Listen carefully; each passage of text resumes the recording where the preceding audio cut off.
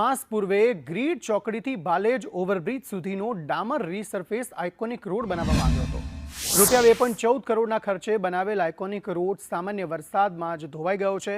Road પર પડેલ ખાડાને લઈને રોડ નિર્માણમાં ભ્રષ્ટાચાર થયાની બૂમ ઉઠવા પામી છે, તો બીજી તરફ ઠેર ઠેર ખાડા પડી જતા વાહન ચાલકો અને રાહદારીઓ હાલાકીમાં મુકાયા છે।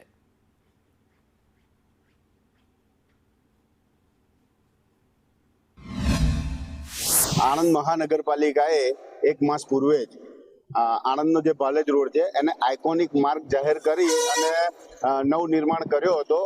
જે સમગ્ર રોડ અત્યારે પહેલા વરસાદની અંદર જ ધોવાઈ ગયો છે। આપ જોઈ શકો છો કે કેટલા વાહન ચાલકો અહીંયા હેરાન પરેશાન થઈ રહ્યા છે, કેટલા લોકોના અકસ્માત થઈ રહ્યા છે। બુજુર્ગ માણસો છે તેઓ આની ઉપર ટુ વ્હીલર ચલાવી નહીં શકતા।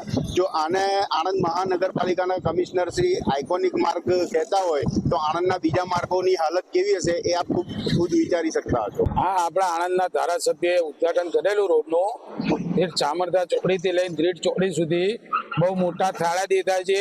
અવર જવર વાળા બધા પબ્લિક ગાડી લીસમી જાય છે, ગાડી પડી જાય છે। અને બીજું આ બહુ મોટો ભ્રષ્ટાચાર છે।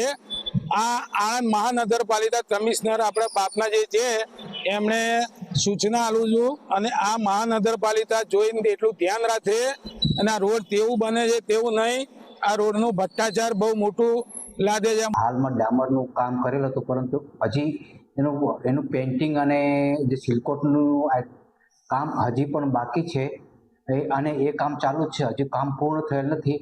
અને જે કંઈ રોડ તૂટ્યો છે એ કોન્ટ્રાક્ટરની જવાબદારીમાં જ આવે છે, એટલે એના પર જે કંઈ કામગીરી બાકી છે એની સાથે સાથે આ તૂટેલ રોડની કામગીરી પણ પૂર્ણ કરવામાં આવશે અને આની સંપૂર્ણ જવાબદારી જે તે એજન્સીની જ છે। એનું બિલ ચૂકવવામાં આવેલ છે, પરંતુ એ તમામ જવાબદારી છે ને કોન્ટ્રાક્ટરની જ છે। હજી કામ ચાલુ જ છે, હજુ રનિંગ બિલ જ ચૂકવવામાં આવેલ છે, ફાઇનલ